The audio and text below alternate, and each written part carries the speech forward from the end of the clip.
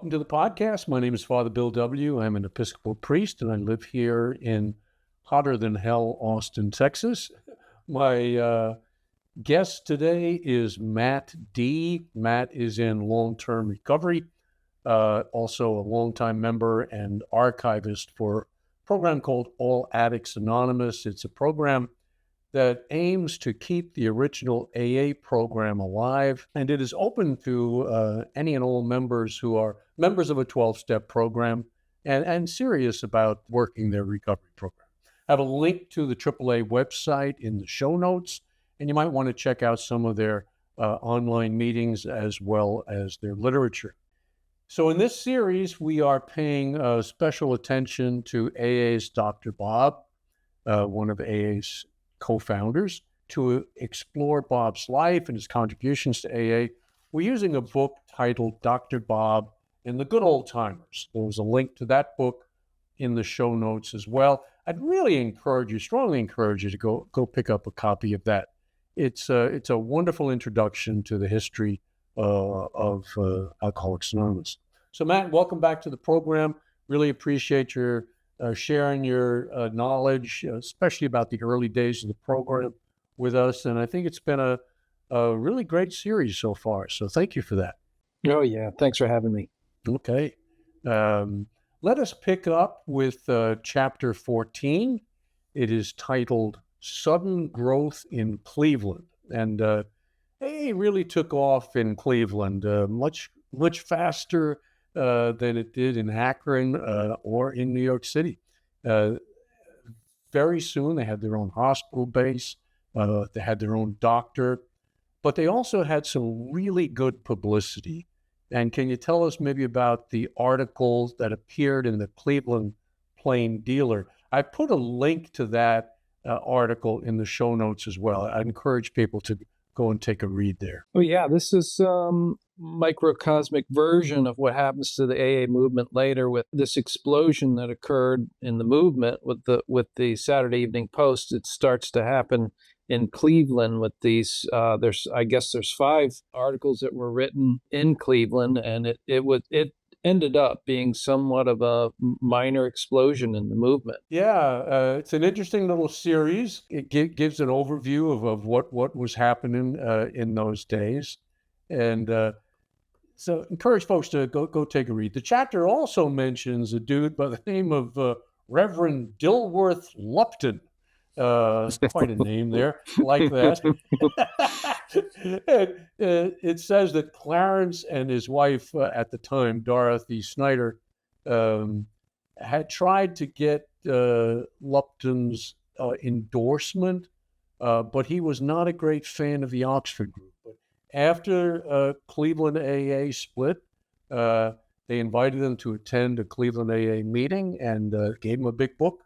And he really liked what he saw and preached a sermon in support of that. And this is some lesser known material. So I put a link to that one in the show notes as well. And thank silkworth.net for helping us out with that. And he talks there about a mysterious Mr. X, who in reality is Clarence Snyder himself. Eh? Yeah, one of the things I find interesting about this whole thing is the Oxford group had, and we talked about this in previous podcasts, spread its message through prominent figures. Right. And they sought certain individuals, and I think in a certain spiritual way, they were seeking an efficacious way of communicating.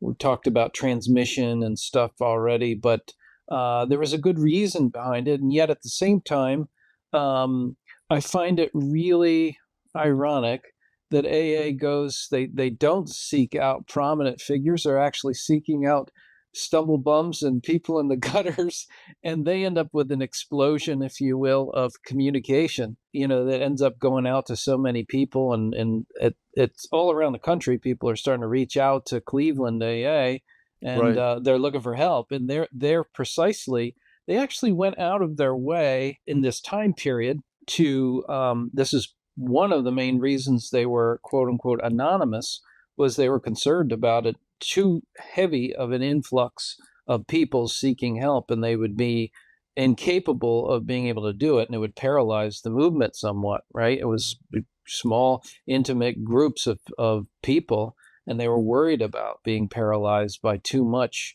helping, need and not having enough resource for it. I find that so ironic that these guys are seeking out drunks and the not prominent figures, and they end up having the result that the Oxford group is looking for, which was to reach more people. Well, the Oxford group, of course, did reach a heck of a lot of people. And like you say, they chose to focus on some famous folks. There's a marvelous picture of Frank Bookman with Mae West. They were delighted with it. They wanted to get the word out, and so did Clarence. He wanted to get the word out as well. So did Bill. Dr. Bob probably a little more reluctant. We've got to work individuals, and both were right. There's such a huge need for it out there, and yet if you try to mass produce an individual change process, it tends to lose a lot of its power and dynamic. Yeah, that's the thing, is that what communicates to an alcoholic is authenticity, Right. and oh God, I just think there was so much power and influence in early AA. They're sitting on it. It was just waiting to explode out at some place. And we see here it was Cleveland was the very beginning. So Cleveland is deluged with requests for help coming out of these articles in the Plain Dealer. A couple of quotes here. First from Clarence. The newspaper passed on hundreds and hundreds of names to me. New York also gave me a lot of names in the area. I would hand them out on Monday morning like a sales manager. Tell them to follow up and report to me on Wednesday. Nobody had a job at the time, so it was all right. And here's another. For 6 or 8 weeks, I didn't get more than 3 or 4 hours sleep a night. After chasing drunks all day, I would write long hand letters to all the people who had written from Iowa, Indiana, Nebraska, and places like that. There were scores and hundreds of letters. The group grew and grew. People from Cleveland started groups in Indiana, Kentucky, New York State, California, Illinois. AA simply exploded right there in Cleveland, which is where I got sober, by the way. Really? I had my last drink in Cleveland. I went back to Detroit to sober up. But Cleveland was a hell of a place to hit your bottom. I did it in 72. The rivers were on fire. It was, it was like you were in hell, So, but it was heaven, I guess, for those guys back then. Tom himself was in Cleveland and probably around those times, drunk, not knowing about AA, being a couple of years away from it. But he was out that way too. He was before my time, yeah, a little bit, yeah. And this explosion reminded me of Wally P. I'm sure you're familiar with Wally, his Back to Basics book and program. And he says that he based that book on the how they were doing it in Cleveland, how they were taking people very rapidly through the steps because they just didn't have enough people to sponsor them in any other manner. So it was mass production. Yes, I met Wally probably first time maybe 20-something years ago, and him and James Houck a number of times. And me too. I think there was something that was going on in Cleveland that was quite special. I don't know exactly what it is. I think maybe there was this kind of just a presentation of the program. Certainly at this point it was take it or leave it.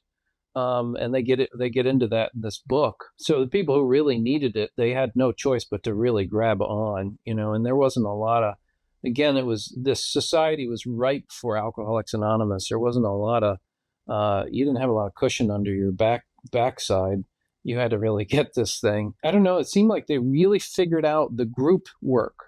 They really figured out how to have groups, how to run them efficiently, how to have a number of them. They'd get to a certain size and then they'd split out to more groups. Some of these other places like Akron was having a singular group with a Right. singular group of people who were primarily running that group, and the growth of the group would get to a certain size and they would just keep growing. There was more like this, what I've talked about, cell division going on in Cleveland. There's this bunch of little groups that start popping up and more little groups. And it just became, I would hate to call it a machine, but the thing was just a well-run, group system they had. Really impressive. Well, and Clarence would say you should thank him for that. Clarence was definitely a pistol for sure. He was a pistol. He had a big ego, and God used it, though. If we were relying on Dr. Bob, it never would have left Akron. And that's the old saying you hear in AA, eh? And we've talked about this, I think, closer to the earlier podcasts that we've done on this. But for every character defect, there's a corresponding virtue, and God's using this part, that part of you, and helping, where your weakness is. It's as you work on it, it strengthens the corresponding virtue. Right, and it works the other way around too. Be careful if you're polishing your halo and you have too many virtues. There's some shadow hiding under there as well. Oh, absolutely. So, I mean, I don't think this program is out to make us holy. I think it's out to make us whole, and that means seeing the good in us and the deficiencies that are in us as well. Yeah. So that's the balance. That's the balance. Yes. There's a slight mention. I don't know if you know anything about this, but I was intrigued by it. It talks about Clarence having some encounters and experiences and seemingly in a good way with the Matt Talbot Wagon Club. I'm a little bit familiar with them. Have you had any experience with the Matt Talbot group? Not a lot with the group itself. I recommend. I think this is key for people in the program to study the lives of those who have had conversions. Like, this is a thing they did from the beginning. Bill Wilson did lots of it. Of course, he read Cosmic Consciousness by Dr. Morris Bucky. And the Varieties of Religious Experience was that was a very early book given to him to try to understand his own conversion experience, and it just became kind of a thing to study the saints. And I spent some time studying and reading about Matt Talbot and what he went through to achieve sobriety. Thank God we have the 12 steps, because the kind of spiritual intensity of work that he did to try to achieve sobriety was immense. My favorite account of his, and I'll just give it quick, and somewhere about 6 months into his sobriety, he got really thirsty one day, and he went into a bar he used to go into all the time. He's in Dublin, Ireland, if I'm not mistaken. That's correct. He's Irish. He goes into this pub, I would guess you'd call it, and Right. he goes to try to get the attention of the bartender, and the bartender seems to not quite notice him, and somebody comes in behind him, and that person gets served, and then somebody comes in behind that person, and they get served. And he's sitting there thinking, he's waiting patiently to be asked, what he wants to drink. Uh-huh. Somebody else walks in and that person gets served. And all of a sudden he realized that he is dead to that life and that they can't see him. And he immediately, that was the last very severe temptation he ever had to drink. And he realized that he was just dead to that life. That's amazing. I think Matt Talbot groups are still active in Ireland. Some in the States here as well. It was very big. Well, yeah.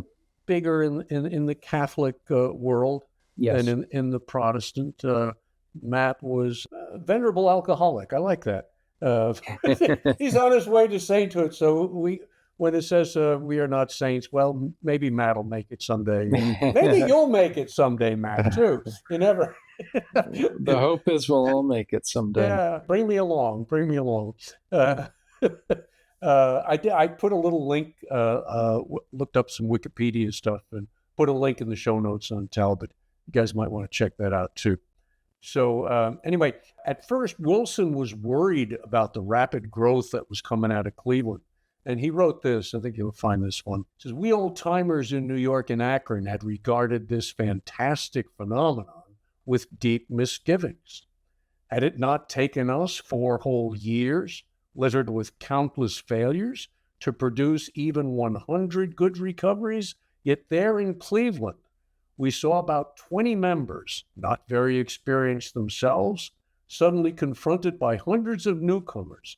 How could they possibly manage? We didn't know. But a year later, we did know.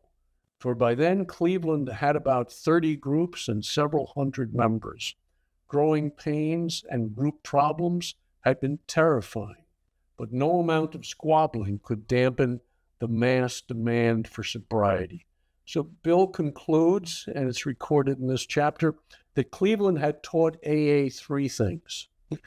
Number 1, the value of personal sponsorship. Number 2, the worth of the AA Big Book in indoctrinating newcomers. And 3, that AA could now solidly grow to great size. Take those one by one. Value of personal sponsorship. This is one of the key things that Cleveland had as a successful component to 12-step work, which was that an individual, and we had talked about the development of a sponsor over time. It was probably a hybrid thing that came out of the Oxford group, where a person shared with another their own difficulties, and in turn, the other person would share with them. And this kind of responsibility at the hospital level in early AA, when the alcoholic would be taken to essentially detox. Right. But the Cleveland guys they're working with these individuals with the 12 steps. They really take to the book. This is a real key thing to them. And it is their primary, I wouldn't say it's their primary source, but it's a chief source for them, along with working with the other person out of the book. And I think that's their success. The third thing about this, where, he could see that the groups could grow, that this is the thing that are going to be on their own. That's at a group level. When there was a time, I think somewhere maybe 1 or 2 years after this, Bill actually went out to California, had been invited to California, never had been to AA in California, went out into this auditorium, and there were thousands of people. And he thought, my God, this thing really is a mass movement. Yeah. Amazing. I will say this quickly, is that what you really get out of this whole thing, these guys are working they're doing what they're supposed to do. It's like when St. Francis has his conversion experience, and the message that's given to him from God is go rebuild my church. And his interpretation of that is that he's to go find the chapel that's fallen down and start to rebuild it, right? And he's putting the stones back on and everything else. And he's interpreting God in a way that he understands, in a very practical way. But obviously, God had a much larger idea of his church being rebuilt than just this little chapel in Italy somewhere. Right. Or Assisi, yes. And these guys, they're doing their work the best they can, and they're trying to work out group stuff and everything else. In the meantime, this thing is taken off because it's in God's hands. Like, God is involved in this movement from the very beginning. It's going to get communicated to the suffering person because God's behind it, and he's going to see to it. Well, God must be behind this conversation, because I don't know if I've mentioned it before, but for my morning meditation, I'm reading St. Francis by Nikos Kazantzakis. And sometimes people ask me, what's a good piece of spiritual reading to do as part of your morning quiet time? I can't think of a better book than The Life of St. Francis, particularly as Kazantzakis writes it, because he brings it to life in a way that is, I think readers will just find it absorbing. I'm taking it so slow, so I don't. It's about my third time reading it, but. Wow. But I just have you come across that one by chance? I have, and I've mentioned here before, but that that some of the members of the Oxford group had given Bill along with the Varieties of Religious Experience, they gave him The Little Flowers of St. Francis, which that book I have read, and it's super good. That was translated and edited by Raphael Brown. That's a super good book too. Okay, well, there you But I'll guys. have to check yours out. Oh yeah. I love it. I'd send you mine, but it's falling apart. It's so old. But it's just a classic. Nice. Thank you for the tip. Chapter 16 in the book talks more about the split between Akron and the Oxford group. We pretty much covered that in earlier episodes. So let's move on to 17, where it deals with some recorded quotes from Dr. Bob and how he ran some of the earliest AA meetings. So let me quote here just a few lines. It says, there was no chairperson or secretary to introduce the speaker. The speaker would go up front, wait in silence, introduce himself.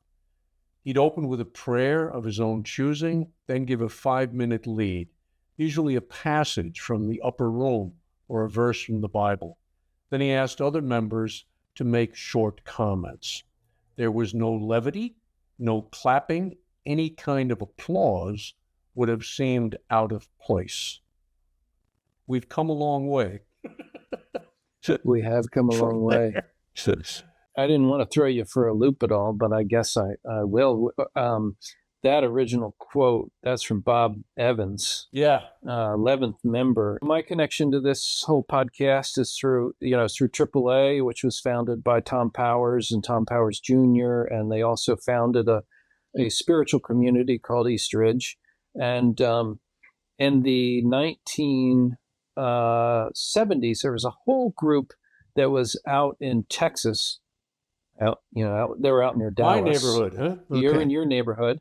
And they decided to move to Eastridge. Eastridge at the time was running a magazine. The first couple issues were on the newsstands nationally, so it was kind of a big deal. And they were looking for a lot of people. They were going to put a lot of these addicts to work, editing and typesetting, all kinds of stuff. And like 20 or so of these addicts, moved from Texas. On their way, they stop in Akron, which isn't really the direction to go, but they were probably given an assignment. They stop in Akron and they interview Bob Evans. And they get a recording. I could never find the tape. I wish I could, but there's a whole cassette tape of Bob Evans talking about early AA. And that little quote you just mentioned came out of it. I've got a much larger quote. I don't want to throw you for a loop, but it would be fantastic to read. If I'm throwing you for too much of a loop, we could do it at another session. But it's super good. Yeah, we could devote another session a little later to that. What a meeting is. So it's like what a meeting was like, huh? Yeah, it tells what the King School group was like. Okay. And how they ran it, and it's very interesting. All right, I'll take you up on that, but not right now. We usually record these things in the morning. I was mentioning to Matt earlier, I'm pretty good at 4 or 5 in the morning. We're doing this one for different reasons at 7 or 8 o'clock at night, and I'm barely functional at this hour, so I need to stay with my script and keep going. Sounds good. But I will take a rain check on that puppy. Hey? Good. So, yeah, you should. It's a good one. Yeah. And then there's a nice section also in this chapter on Dr. Bob and humility. And Bob said he wasn't interested in fake humility or the doormat variety. He said, I'm talking about the attitude of each and every one of us toward our Heavenly Father. Christ said, of myself I am nothing. My strength comes from my Father in heaven. If he had to say that, how about you and me? Did you say it? Did I say it? No. That's exactly what we didn't say. We were inclined to say instead, look me over, boys. Pretty good, huh? We had no humility, no sense of having received anything through the grace of our Heavenly Father. I don't believe I have any right to get cocky about getting sober. It's only through God's grace that I did it. If my strength does come from him, who am I to get cocky about it? Dr. Bob just kind of cut to the chase, didn't he? Oh yeah, my gosh, he was so crystal clear about where his strength came from, and yeah, he. I was interested to see, and I had forgotten this, that he had spent some years studying Greek and Latin. He definitely loved the English language, although he was very precise, in Right. what he had to say.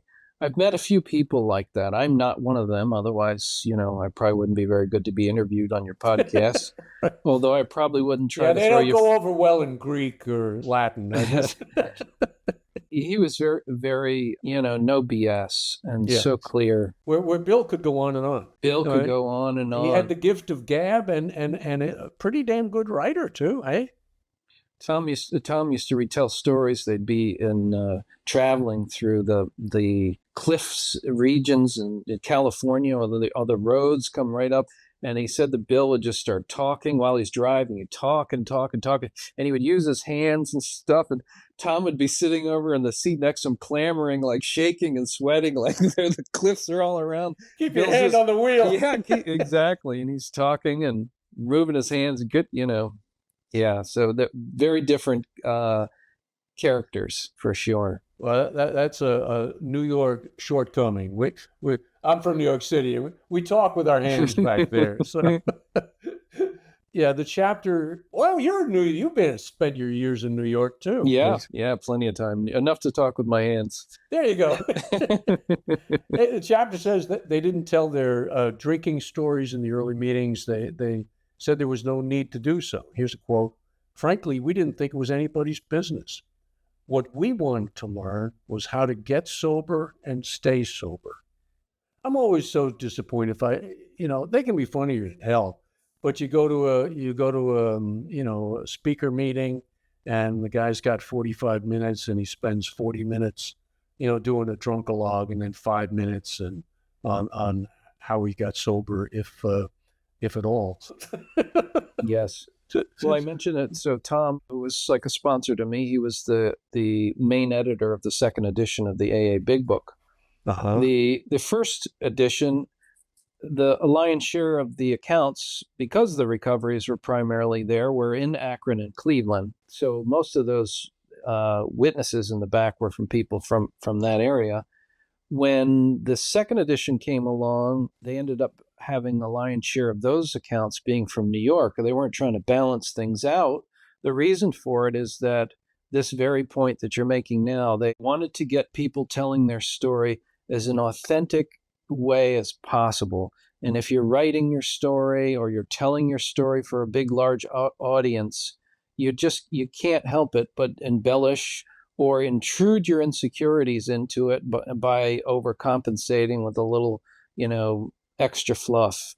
And what they did, this is Bill and Tom and some others, but primarily the two of them working on the second edition of the Big Book. They set people out. They had a secretary. They sent her out with a recording device, and they recorded people telling their witness without knowledge of it. Oh, wow. Then they would go and get their permissions afterwards, of course. The thing is that authenticity has always been central, right? And right. It's not about the whole concern about war stories and embellishments, is that the thing that there may be humor and enjoyment in it, and we laugh and like that, of course, but you don't want to lose authenticity. Right. That's just a key thing with our movement. That's right. You reminded me of a sponsor, my first sponsor. He said, Bill, I want you to tell your recovery story once a year. If you do it more than that, you're becoming a ham. And if you're doing it less than that, you're not sufficiently involved. I thought it was pretty damn good advice. I've pretty much kept to it. Because I'm an introvert. I don't particularly like telling my stories. My story. Yep. But I got to do it, and so I made it a practice. Do it at least once a year, and not much more than that. You got to feel it, and if you're doing it, 3 times a week, I don't know that you feel it. I don't. Maybe you do. I mean, I see some people cry. The guy must have cried 56 times that year at that Yeah. same part of his story. I don't get it. Yeah, Tom used to he was really, really good at telling his story. And at a certain point, that was the thing that came to him, is that scripture quote, woe unto the man where many speak well of you. Just like, I'm becoming too popular. This thing is too polished. And then he never went back to telling the story in that same way ever again. There is a balance to the thing. You got to speak. And to bring it back to Dr. Bob, this was his thing, his chief, again, I think his chief hang up more than anything else was pride. And when that thing got baptized into his experience in AA, it came through this terrific humility, and his way of practicing humility in sharing your witness, giving your witness, was that you kept it short. Yeah. You kept it short, you kept it honest. You wanted to pay attention to who you were speaking to. You wanted to think of them. Right. And then not add an ounce of anything else. Well, and that's Bookman. Don't speak one line beyond your own experience. Yeah. Yep. Alcoholics, well, nobody responds really to preaching. Yep. They respond to sharing. I got a nice quote from Wilson here. It says, Bill was in favor of having an AA member qualify or tell how he became an alcoholic. And this idea did attract people and enabled the movement to grow. When the qualifying business began, it took some getting used to on our part. This is from an Akron guy, I think. I remember one time when we were meeting at King's School, some people came in from Cleveland. They clapped and made a lot of noise. To us, it seemed strange and offensive. Gradually, we opened up under Bill's persuasive influence, but we still did not care for it when people would get carried away by their own voices and make their stories too sensational. So we can turn it into a show, That's more Bob Evans there. Wow, I like that man. And that was a line that when that article was published in the 1976, I think, when that article was published, that Clarence ended up reading that, and that must have really ticked him off to hear about the people coming down from Cleveland. So that noisy bunch. Yeah, that's when he called up Tom Jr., who wrote the article, and used that quotation we just read, and gave him hell for it, and he extinguished the fuse by just being so kind in return to him. It took the wind out of his sails. He didn't know. He thought he was going to get a fight, Clarence, and he didn't. So I wish I would have met Clarence. He would be quite a character too. Oh, he feels like our type to me. Yeah. He just. I've heard him speak. They've got some tapes of Clarence that Yes. You can find those online too. Chapter shares a few stories about Dr. Bob, how he could be a little bit gruff, a little rough around the edges. One story says, when Dr. Bob was a guest speaker at an out-of-town meeting, he got up and said that the world's finest talks had been short ones. For example, both the Sermon on the Mount and the Gettysburg Address had been given in less than 5 minutes. Bob said, with this point in mind, I also proposed to give a short talk. In fact, I just did. Then he sat down. You gotta love it. And then the famous quote, no souls are saved after 15 minutes. Well, in Bob's case here, a minute. He was a quick operator. Yeah. Oh. Another story he's got about service work. When one alcoholic remembered when the Jack Alexander article in the Saturday Evening Post came out in 1941, I worked with about 17 newcomers. I helped them with the rent, brought them food and coal, and helped them get jobs. They all got drunk. I went down to Akron and complained to Dr. Bob, who told me that I was doing this for myself, and they were doing me a favor. But I'm helping them.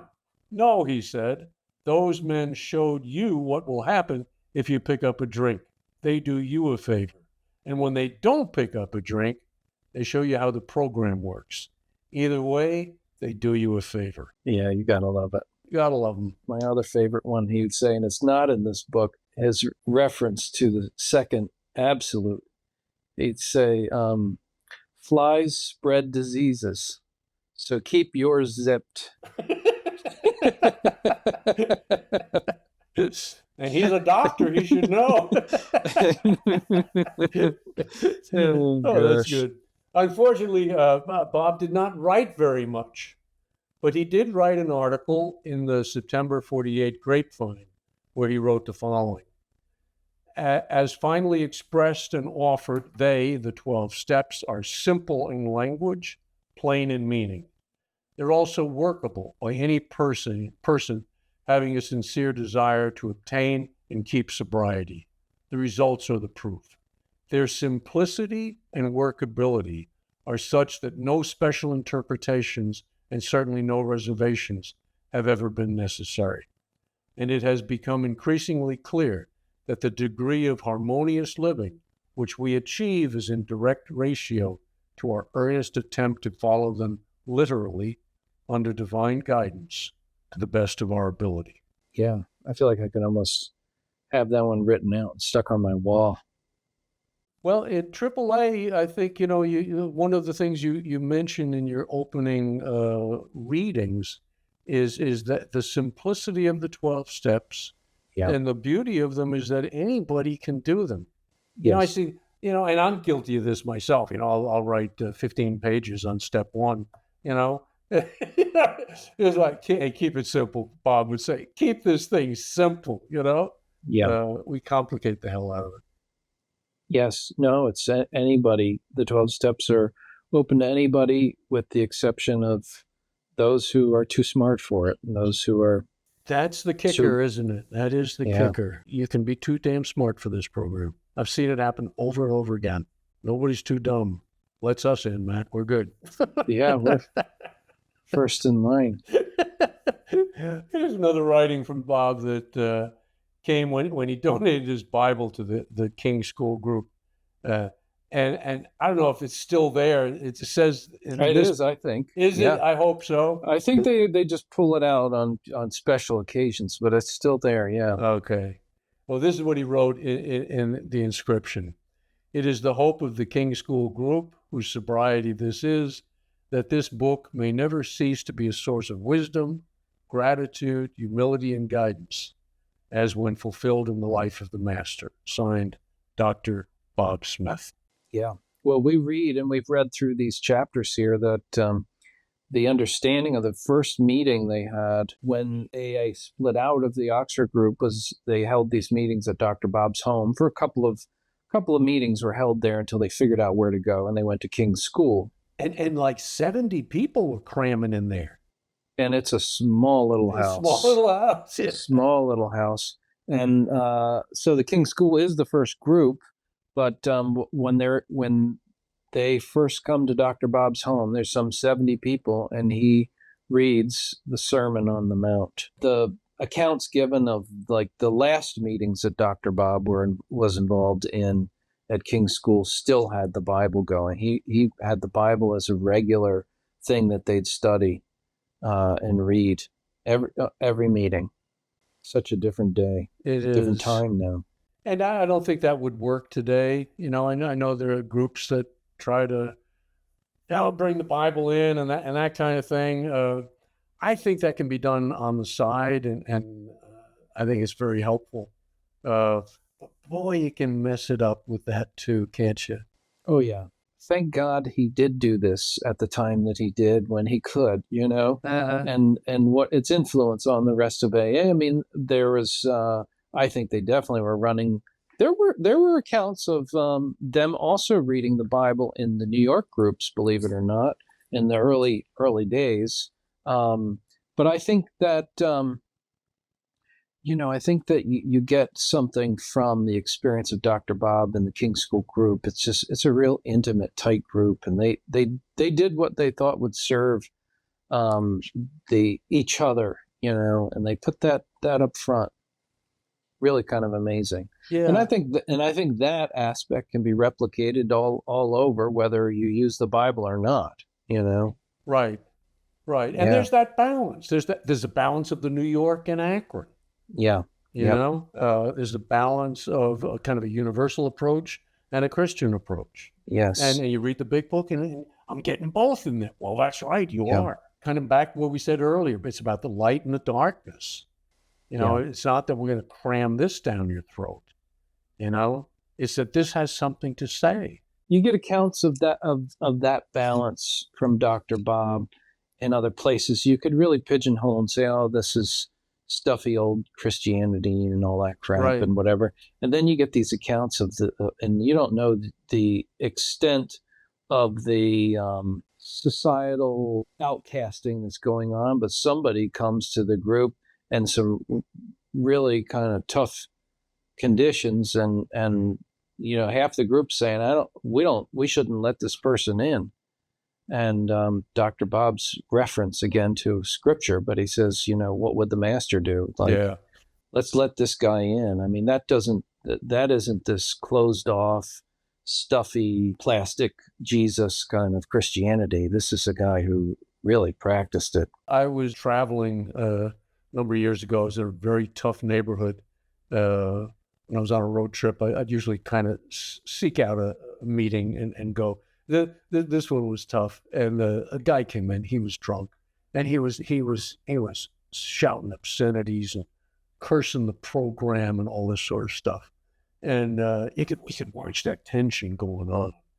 Come on, don't you know how to behave yourself? And there, he got up about halfway through the meeting and he left. And I watched 6 or 7 guys get up and run out after him. And they talked to him and they brought him back, and he shut up. It was an amazing thing. Half of us wanted to give up on him. The other half said, you don't give up on anybody. Mm-hmm. Yep. Just amazing. Yeah. Nice little thing about prayer here in this chapter. And again, this is quoting your friend Ed.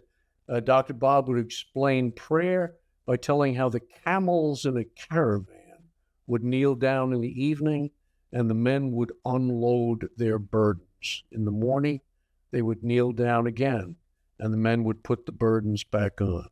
It's the same with prayer, Dr. Bob said. We get on our knees to unload at night, and in the morning, we get on our knees again. God gives us just the load we're able to carry for that day. I don't know if you did this in New York, but when I got sober in Detroit, they used to give little pins out with camels, and boy, I wish I still had it, but that was the message. That was the message. You do this thing for a day. That's all you got to do. Yeah, there's plenty of I remember seeing plenty of them when I was in Akron. Did they ever get to New York? Did the caravan ever make it to New York? No, it's stopped on the way, and we probably we roped all those camels out in Detroit. We were giving them away like crazy. One final story from Bob, and it was about a boy who burned his hand. The doctor dressed it and bandaged it. When he took the bandage off, the boy's hand was healed. The little boy said, "You're wonderful, doctor. You cure everybody, don't you?" "No, I don't," the doctor said. "I just dressed the wound. God heals it." Well, it kind of makes me think of the previous, of myself, I'm nothing, Right. All comes from God. All healing comes from God. This program is just sitting still long enough to let God heal you. And getting enough humility or humiliated. Sometimes that's the best way I learned, to be the right size. It's all about being the right size. Yeah. It's not getting rid of your ego. It's having your ego be the right size. And not to run. We spent so much time running, whether it's physically running or emotionally running. And again, I feel like this program is a place you learn to sit still. That's it. I think that's why, they started off in the beginning with the quiet time. It's like, that's the beginning of learning how to sit still to let God heal you. And your knees going up and down like that, and your foot stomping, and you can't sit still. Your outward thing is a representation of your inner self. Right. You know, it's running around crazy. And I was a runner. You know, the only thing I knew about God's will in my first year of sobriety was don't drink and don't run. Yeah. That was it. That's all I needed to know. Yeah. You know? Yeah. And one of the best ways to teach a person who is you know, a runner of that type is to get them active into helping other people. Right. Like you stay active. You know, you got, like, there's a way in which you learn to sit still, and another way in which you learn to be spiritually active, you know? Uh-huh. Yeah. AA really had that down. Yep. Let's finish up with a couple of items from chapter 18. Go pretty quickly, I think, on this one. They're about the role of the wives in early AA. And we touched on this before, because this is very different today. And again, the chapter talks about Ann Smith, Dr. Bob's wife, and how she made everybody feel so welcome. You know, she mothered them. She would visit the families. She was a huge influence in early AA. Dick B. wrote a nice little book, Ann Smith's Journal. It's got some good information in it. She kept a journal of her Oxford group trainings, and you know that she would learn from Oxford group people, and then was teaching them to the alcoholics. This movement is a family affair, and the wives, and it gets mentioned in here. And I'm repeating Lois Wilson saying, you know, we wives need this thing. You know, you alcoholics are you're a real mess, and you outwardly can't hide it. You know you need help. We very often are the last ones to realize how much help we need. Right. And we need this program in that sense even more than you do. And the wives were very active. When I lived out near Akron, I remember, well, it was Dr. Bob's daughter Sue was telling me about how her mother and Ethel Macy was her name. She's wrote in the first edition From Farm to City. She was an AA member. She was a female. Her story got dropped. It didn't make it past that first edition, but the two of them used to go to the prison together, the women's prison, and they 12-stepped the women there. Yeah. You know, the men couldn't do it. They were living. The wives were they're firstly, they understood something that's very key men don't get as well as hospitality, right? They were making their homes welcome. They were making the coffees. They were, you know, setting up the room and everything else. Of course, they were happy to have many of them were happy to have this new influence in their lives because it was saving their families. But they understood hospitality. They understood 12-step work in a real amazing kind of way. They knew suffering just like the alcoholic did, and they knew healing. And as the point gets made here, addiction runs so deep, it cuts across family lines, but the program does too. It did. It ran right into the lives of the family members, and none more than the wives. Absolutely. The best meeting I ever went to was in Ohio. I was fairly early in recovery. 3 speakers, each one from the same family. The wife was the alcoholic. And the way they structured it was they had an Alateen kid come out and tell his story. They had the husband then come out and tell his story. And it was only after that the alcoholic wife came out. And by that point, the beans had been spilled. You know? She wasn't allowed to hear what they were saying, you know? And it was so powerful because it was so honest. Yeah, I believe it. I used to attend in Ohio when I was out there. It was a AA Al-Anon meeting, and it was a huge group. It'd have 100 people, and you'd count off by 4s, 1, 2, 3, 4, 1, 2, 3, 4, and each number would go to a different location. and you never knew. It was all mixed up. So it was alcoholics mixed in with the Al-Anons, and man, was that powerful too in its own way. Yeah. Yeah, you're not quite as comfortable telling the happy, funny, drunk stories. Oh, yeah. And the perspective that you get from the other is just, it's healing, really healing. We have another quote from Bob. Thank God somebody recorded a few things. He said, when you come into AA, you speak, I guess, to Al-Anons here, and your husband has been drinking, you are at the point where you are as crazy as he is. And it's going to take you a long time to look at things normally. Mm-hmm. Yeah, oh my God, it's so true. So true. Yeah. And for us alcoholics too.